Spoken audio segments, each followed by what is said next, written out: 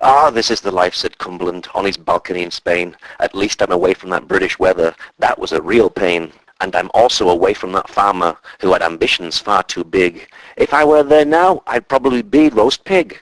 But Cumberland couldn't convince himself. He always thought of Cumberland town, how nice it used to be on the hills, climbing up and down, and swimming in Lake Windermere.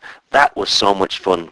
But if he were to go back now, he would be staring down the barrel of a gun. "It's not fair," raged Cumberland. "To shoot me is a nasty trick. I want to go back home. I'm feeling really homesick."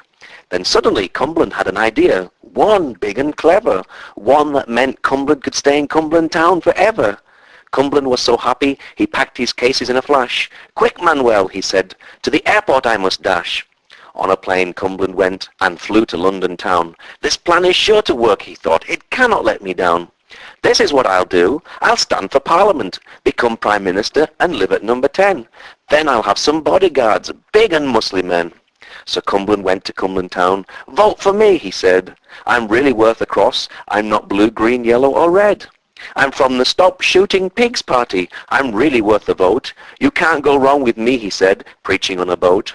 Round and round the villages he went with a tannoy in his hand. "Vote for me," he shouted, "the best in all the land. If I become Prime Minister, around the world I'll see. I'll even appear on the telly with Jonathan Dimbleby. I'm sure to win," he said. "Gordon Brown hasn't got a hope. I wonder if after I've been Prime Minister, they'll let me be the Pope." Then the day of the election came. Cumberland was nervous and tense. "Oh, I wonder if I'll win," he said. "I hate all this suspense." All day the people voted, until 10 o'clock they stopped. David Cameron was sweating heavily, so his head he mopped. Throughout the night people speculated. Each newspaper gave a poll, and the BBC had their man analysing, Mr. John Cole.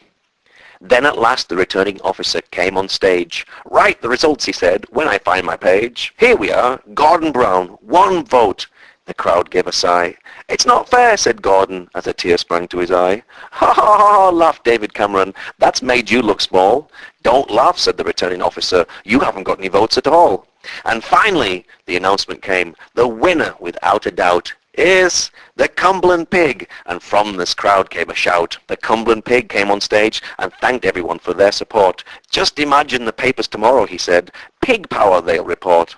Then suddenly from the crowd came a farmer, holding a rather large gun. "At last," he shouted, "now I can have my fun."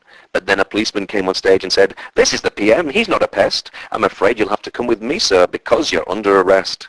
So Cumberland was now the Prime Minister, and number 10 is where he did stay. But he never forgot Cumberland town. He went there on holiday. Now the Cumberland Pig's life was complete. The farmer was in jail, and Cumberland was so happy that a curl appeared in his tail.